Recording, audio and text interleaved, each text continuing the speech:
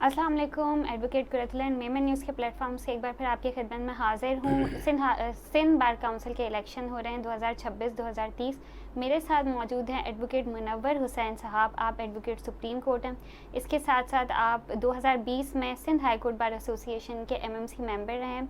आज क्योंकि वो सिंध बार काउंसिल में इलेक्शन के लिए नॉमिनेटेड हैं डिस्ट्रिक्ट ईस्ट से, तो आज हमें बताएंगे कि उनके क्या मोटिव्स हैं और उससे पहले उनकी क्या खिदमत रही है जिसकी वजह से आपको अपना वोट करने में हेल्प मिलेगी। अस्सलाम वालेकुम सर। वालेकुम सलाम।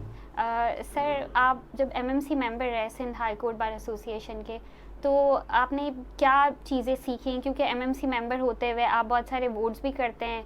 एक वोट का पावर होता है, एक बहुत ही स्ट्रॉन्ग पावर।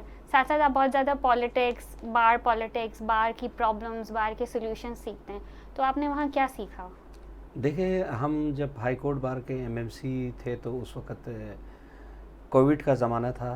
तो हम लोगों ने सबसे पहले वकला के लिए जो फ़ंड था, जो उस वक़्त वकला बड़े परेशान थे, तो वो पूरे पाकिस्तान में अल्हम्दुलिल्लाह Sindh high court bar association ने किया था। दूसरा, हमने ख़वातीन के हवाले से सबसे पहले ख़वातीन को एम्पावर करने के लिए मोटर बाइक्स दिए थे। तीसरा, हमने वकला के लिए आपको high court bar association, high court में जब आप प्रैक्टिस करते हैं तो आपको पता है पार्किंग का बहुत बड़ा इशू था। तो हमने एक सीएमए सुप्रीम कोर्ट में फ़ाइल की थी कि ये जो 7 अभी न्यू पार्किंग बनी है, इस प्लाट का बाकायदा से सुप्रीम कोर्ट ने हमारी एक एप्लीकेशन फ़ाइल करने पे हाई कोर्ट बार एसोसिएशन ने तो ये मंजूरी दी थी कि यहाँ पर जो है ना वकला की पार्किंग बनाई जाए।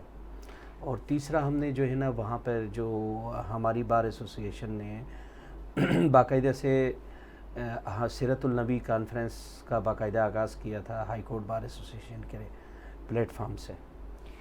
Sir, high court bar association का एमएमसी मेंबर बनने के बाद, इलेक्ट हो जाने के बाद डायरेक्ट आप सिंध बार काउंसिल के इलेक्शन में क्यों आना चाह रहे हैं? मतलब वहाँ भी बड़ी सीट्स थी एसोसिएशंस की, केबीए में कुछ सीट्स हैं, उन सबको छोड़ के डायरेक्ट सिंध बार काउंसिल के मैनेजिंग कमेटी में आने के क्या मकासद हैं? क्या आप ऐसे लूप होल्स देखते हैं जो आप आकर फुलफ़िल करना चाहते हैं?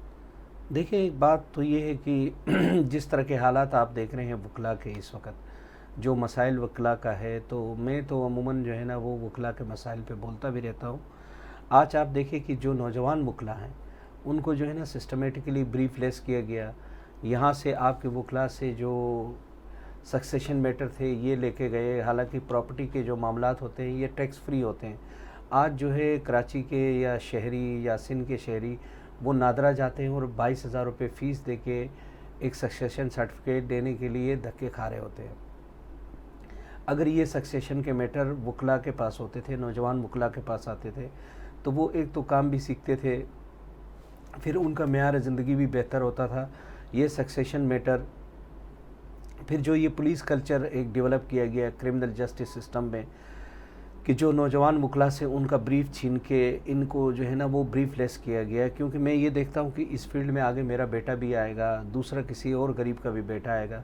जब तक नौजवानों के पास ब्रीफ नहीं होगा उस वक़्त तक नौजवान अच्छे वकील नहीं बनेंगे और इस शहर से जराइम का ख़ात्मा नहीं हो सकेगा।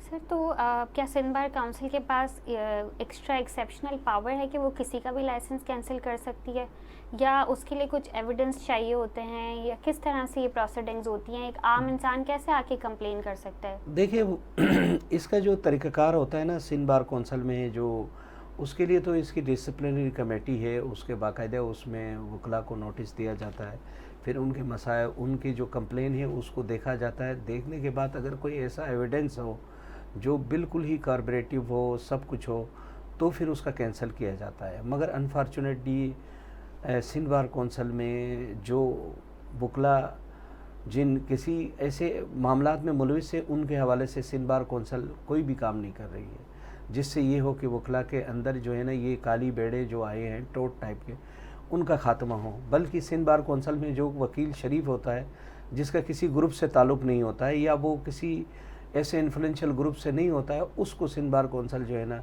अमूमन जो है ना वो तंग करती है। उनके कंप्लेंट्स में उनको बार बार जो है ना वो हाज़िरियों में बुलाया जाता है। तो ये नहीं होना चाहिए। और मेरा अपना मंशूर ये है कि मैं किसी भी वकील के ख़िलाफ़ कोई कंप्लेन आएगी, जब तक उसमें ये सही से सबूत नहीं होंगे तो किसी वकील को लाके एक मुजरिम की तरह सिंध बार कौंसिल में खड़ा नहीं करूँगा कभी भी। सर इसके अलावा अभी हम देख रहे हैं पिछले 4-5 सालों से स्पेशली कि जितने भी यंग वुकला लाइसेंस लेकर आते हैं या इंटर्नशिप पे होते हैं, अभी लाइसेंस भी नहीं मिला होता उनको, और वो बार पॉलिटिक्स का हिस्सा बन जाते हैं।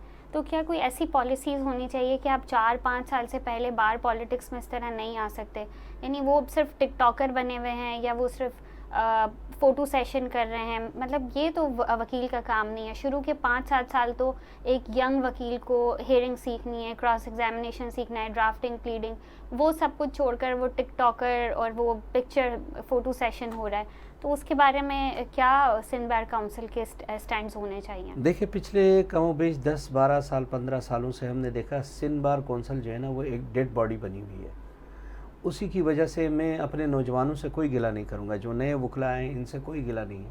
देखिए, जब हम ही उनको सही लाइन और लेंथ पे लेकर नहीं चलेंगे तो हम अपने नौजवानों से क्या गिला करेंगे। तो ये बार एसोसिएशंस में कुछ ऐसे अनासिर मौजूद है जो इन नौजवानों को इस तरह यूज़ करते हैं। तो मेरा कहना ये है कि सिंध बार कौंसिल का ये की ज़िम्मेदारी है कि वो नौजवानों को रेगुलेट करे, उनको इस हवाले से एजुकेट करे, उनके लिए प्रोग्राम्स करें कि एक हमारा नौजवान जो है वो क्यों इस तरह के हालात का शिकार है। उसके हालात का शिकार, जो आपने पहला सवाल मुझसे किया ना कि नौजवानों से ब्रीफ छीना गया है तो और उनको इलेक्शन के रास्ते पे लगाया गया, और उसमें कसूर ये है कि अब मेरा एक कोई मेरे साथ जूनियर हो, अगर उसको 6 महीने भी हो मैं कोट पहना के अपने साथ लाइन में खड़ा कर दूं, उसको सिर्फ और सिर्फ हैबिचुअली मैं इलेक्शन पे इलेक्शन लड़ता रहूं और उसको वो करूंगा, तो जाहिर सी बात है उस नौजवान का जो है ना फ्यूचर कभी भी ब्राइट नहीं हो सकता है। तो ये हमारे ऊपर बहुत भारी जिम्मेदारी आयत होती है कि जो हमारे शागिर्द हैं, नए वकला आते हैं, कि हम इनको एजुकेट करें। और सिंध बार कौंसिल के platform, Karachi bar, Sindh high court bar association ऐसे इंतज़ामात करें, ऐसे प्रोग्राम करें, ऐसे इनके लिए प्रोग्राम दें कि ये इन चीज़ों से हट के वकालत की फ़ील्ड में आ जाए। ये बहुत वसी फ़ील्ड है और बहुत अच्छा फ़ील्ड है।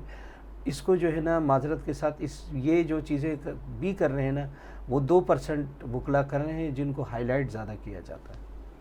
सर आपके मतलब जब आप बार काउंसिल के इलेक्शन में आ रहे हैं तो क्या पॉइंट्स हैं, क्या गोल्स लेकर आ रहे हैं, क्या आपको लगता है कि मैं ये आके इस चीज़ को ज़रूर चेंज कर दूंगा?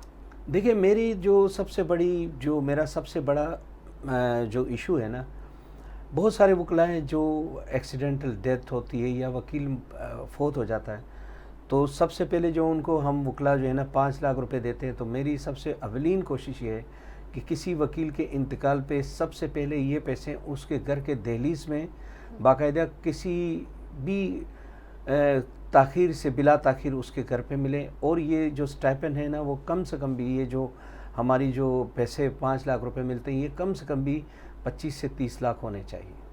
सर एक वकील के रिटायर होने की कोई उम्र है या उस पर कुछ मिलता है, या कोई उम्र ही नहीं है वकील के रिटायर नहीं, होने वकील के पास चॉइस होती है कि वो आफ्टर 65 ईयर्स वो अपने आप को प्रोफेशन से क्विट करता है। ये भी एक बहुत बड़ा मसला है वकला का, जिसमें हमारी बार कौंसिल जो हमारी जो कंट्रीब्यूशन लेती है उसके 2 लाख रुपए देते हैं।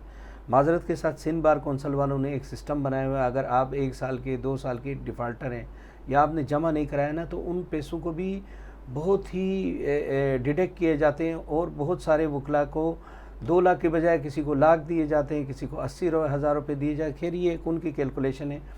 तो मेरा कहना ये है कि इस रिटायरमेंट की जो रकम है, जो हमारा जो पैसा जमा होता है, जो हम खुद कंट्रीब्यूट करते हैं, इसको भी एक ऐसी स्कीम में इन्वेस्ट करके कम से कम एक वकील रिटायर्ड हो तो एटलीस्ट आज अगर कोई बंदा हज पे जाता है या अपनी बेटी की शादी करता है तो कम से कम भी 20 से 25 लाख रुपए से कम तो नहीं हो सकते हैं ना।